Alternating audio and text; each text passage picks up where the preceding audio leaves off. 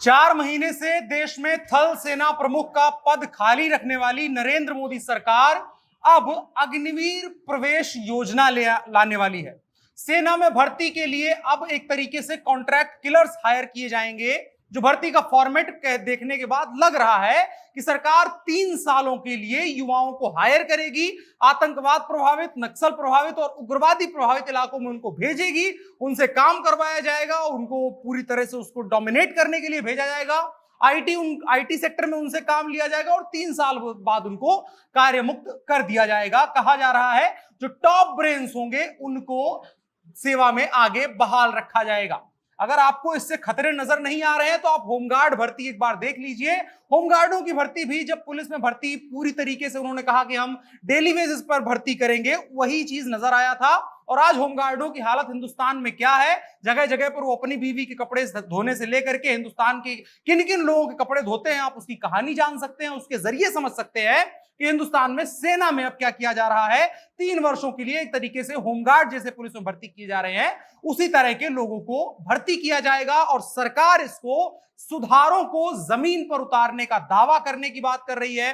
कह रही है सेना में इस तरह के सुधार होने चाहिए। तमाम देश और विदेश में लोग इस तरह के काम करते हैं। देश और विदेश की सरकारें इस तरह से 3 साल 5 साल के लोगों को हायर करती हैं और उसके बाद उनको कार्यमुक्त कर देती हैं। वो बाहर जाकर के कॉर्पोरेट सेक्टर में जाकर के बढ़िया काम कर रहे हैं। अगर आप एक सैनिक की मानसिकता से देखेंगे तो सैनिक जो है छोटे मोटे कॉर्पोरेट को अपने जूते की नोक पे रखता है। उसके लिए वर्दी का मान सम्मान बहुत बड़ी बात होती है और वो वर्दी जो पहन लेता है, आमतौर पर अगर घर की मजबूरियां ना हो तो वो एक बार अगर सेना की वर्दी उतारता है तो कोई और वर्दी अपने शरीर पर नहीं पहनता है। लेकिन सरकार इसको लेकर के एक और तर्क दे रही है। सरकार कह रही है कि हथियार प्रणाली के अत्याधुनिकीकरण पर हम पैसा खर्च कर पाए और इसके अलावा दूसरी तरफ लोगों को देश सेवा में उत्सुक युवाओं को हम उनका सपना साकार करने का मौका दे रहे हैं। इस तरीके की हम व्यवस्था पर काम कर रहे हैं और उस तरीके से हमारी अर्थव्यवस्था पर बोझ भी कम पड़ेगा। क्योंकि भाई शहीद हो जाता है कोई सैनिक साल 2 साल काम करके, मान लीजिए 10-20 दिन अगर सैनिक सेना में आया और कश्मीर में जाकर के एक आतंकवादी के साथ एनकाउंटर हुआ और सैनिक शहीद हो गया तो पूरे जीवन भर उसके पत्नी वगैरह का खर्चा उठाना पड़ेगा। सरकार के लिए बहुत बड़ा बोझ है। देश इस बोझ को सह नहीं सकता है, इसलिए सरकार चाहती है कि इनके बोझों को कम कर दिया जाए। प्रधानमंत्री जी, आप 10-12 गाड़ियों का काफिला इस बिल्डिंग से उस बिल्डिंग तक जाने के लिए लेकर निकलते हैं, उसमें हिंदुस्तान के कितने लोगों का बोझ कम हो जाएगा। अगर उसको कम कर दें आप अगर उसको कम कर दें तो कितने लोगों का बोझ कम हो जाएगा। और आप सैनिक का एक खर्चा नहीं उठा सकते हैं जो सीमा पर हर वक्त आतंकियों के सामने, देश विरोधियों के सामने अपनी जान देने के लिए तैयार रहता है बिना किसी सवाल को किए हुए। अब इसमें कहा जा रहा है कि जिनकी भर्ती होगी उनका मुख्य काम उग्रवाद विरोधी अभियान, आतंकवादियों के खिलाफ निपटना, खुफिया सूचनाएं जुटाना और सूचना प्रौद्योगिकी से जुड़ी ट्रेनिंग शामिल होगी और तमाम चीजें इनको काम करवाया जाएगा। लेकिन इसके कई खतरे हैं जिन पर चर्चा करना जरूरी है, जो डर है युवाओं के मन में। आधिकारिक आंकड़ों के मुताबिक सेना के तीनों अंगों में अभी 1,25,364 रिक्तियां हैं और उनकी भर्ती अग्निवीरों के रूप में की जाएगी, यानी कि संविदा पर एक तरीके से भर्ती होगी। आधिकारिक बयान संविदा का नहीं है, लेकिन जो देखने में फॉर्मेट लग रहा है वैसा ही लग रहा है कि सरकार 3 सालों तक उनसे काम करवाएगी, उसके बाद उनको फ्री कर दिया जाएगा। भैया जाइए अपना काम धाम इधर उधर ढूंढिए। आइए समझते हैं इसके क्या नफे हैं, क्या नुकसान है, तमाम चीजें हैं। अब सरकार के कई तर्क हैं। सरकार का एक तर्क है कि इससे सरकारों पर हमारे बोझ कम होगा, जो देश का बजट है उस पर बोझ कम होगा। अभी क्या होता है, एक सैनिक के ऊपर अमूमन जो खर्चा पड़ता है 11 करोड़ के आसपास पड़ता है।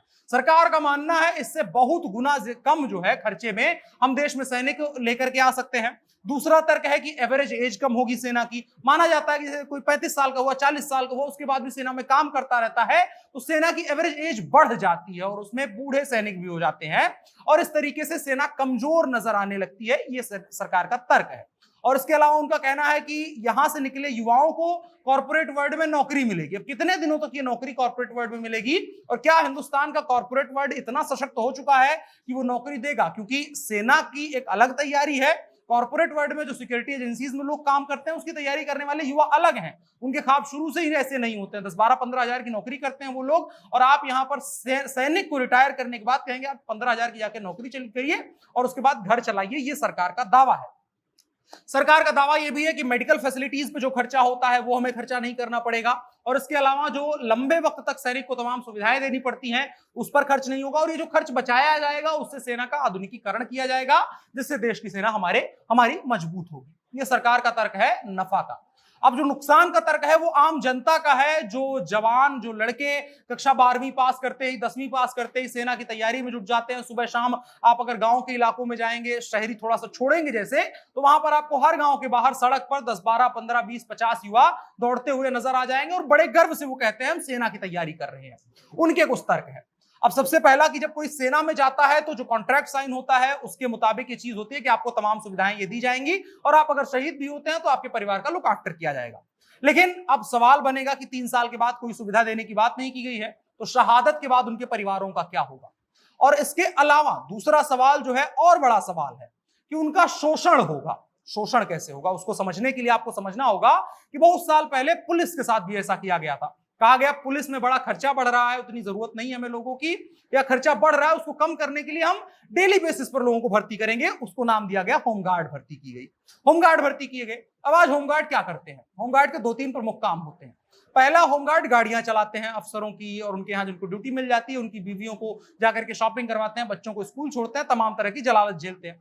दूसरा, घर में कपड़े धुलते हैं। और उसके अलावा जिनके यहाँ नौकरियां कर रहे होते हैं, जिनके अंडर में नौकरियां कर रहे होते हैं, नाम नहीं लेना है किसी अधिकारी का, किसी पद का, लेकिन उस तक के कपड़े धोने पड़ते हैं। इसके अलावा जो कहा जाता है घूस लेने का कामकाज होता है वो पूरा होमगार्ड के जरिए किया जाता है। उसके ऊपर अगर आंच भी आएगी तो कोई खास जांच नहीं बैठेगी, कोई खास उसका दबाव अपना नहीं होगा, उसके ऊपर बहुत ज्यादा मतलब जांच बैठा करके दबाव नहीं बनाया जाएगा और बड़े अफसर के जो वर्दी होगी वो साफ सुथरी रह जाएगी। अब इसके अलावा एक और चीज है, ऑर्गेनाइज्ड क्राइम बढ़ सकता है। उदाहरण के लिए आपने कुछ फिल्में देखी होंगी हॉलीवुड, और इसके अलावा पश्चिम के कई देशों के उदाहरण भी आप देख सकते हैं जहां पर इस तरीके से साल, 2 साल, 5 साल के लिए हायर किया जाता है लोगों को, प्रोजेक्ट बेसिस हायर किया जाता है कि मान लीजिए आपको इस देश में जाकर के क्राइम करना है, या हमारे देश के इस हित में काम करना है, तो जाकर के काम करके आइए, उसके बाद आपको इतना पैसा दे दिया जाएगा और नौकरी से आपको निकाल दिया जाएगा, आपको छुट्टी दे दी जाएगी, कार्यमुक्त हो जाएंगे, आप कुछ भी अपना काम अपने हिसाब से करने के लिए आजाद हो जाएंगे। तो अब हिंदुस्तान में मान लीजिए 1 लाख सैनिकों की भर्ती की जाती है इस तरीके से। 1 लाख लोगों को 3 साल तक ट्रेनिंग दी जाती है कि आईटी आपको कैसे संभालना है, सूचना प्रौद्योगिकी कैसे काम करना है, हथियार कैसे चलाने हैं, क्राइम को मतलब कंट्रोल कैसे करना है।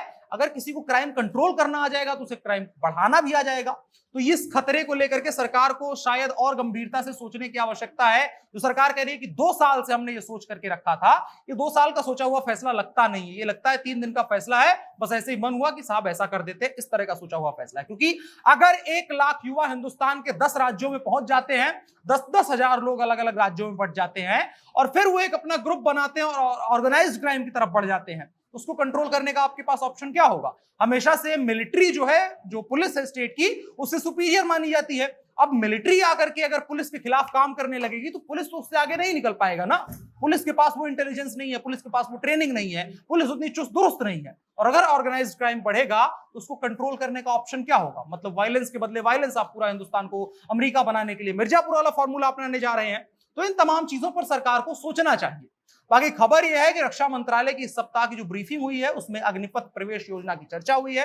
कहा गया कि आर्मी चीफ जो जनरल एम एम नरवाने थे, उन्होंने 2020 में इस योजना का प्रस्ताव रखा था, लेकिन शीर्ष नेतृत्व ने कुछ वक्त पर इस पर गंभीरता से विचार किया और उसके बाद अब आकर के इसको गंभीरता से लेने का अचानक से याद आ गया। हालांकि ये योजना किस रूप में आएगी, कैसे काम करेगी, इस पर विस्तार से जानकारी सामने आना बाकी है। लेकिन इतना निश्चित है कि स्थायी सेवा की जगह अब छोटी अवधि के कार्यकाल के लिए सैनिकों की भर्तियां की जाएंगी। जिस तरीके से एनसीसी की ट्रेनिंग दी जाती है उस तरीके से कुछ होगा और उसको और ज्यादा एक लेवल अप कर दिया जाएगा। डायरेक्ट जो है बैटल ग्राउंड में आपको उतार करके वहां सिखाया जाएगा कि आपको कैसे इन तमाम चीजों से निपटना है।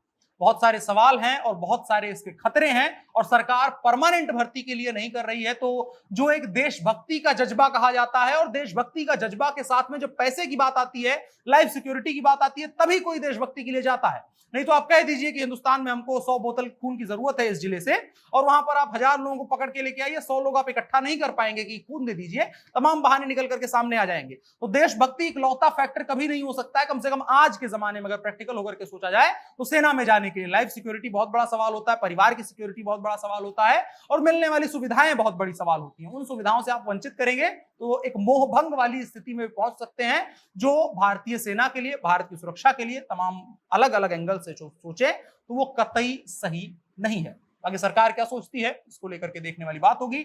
आप क्या सोचते हैं इन तमाम चीजों को लेकर के, इन तमाम बदलावों को लेकर के कमेंट बॉक्स में वो भी बता सकते हैं। साथ ही साथ इस वीडियो को साझा भी कर सकते हैं। इस मुद्दे पर हम आगे भी बात करते रहेंगे जैसी और भी जानकारियां अगर सामने निकल करके सामने आती हैं। फिलहाल के इतना ही। मेरा नाम अनुराग मिश्रा है, आप जनता जंक्शन देख रहे थे। कैमरे पर मेरे साथ ओम प्रकाश थे। शुक्रिया।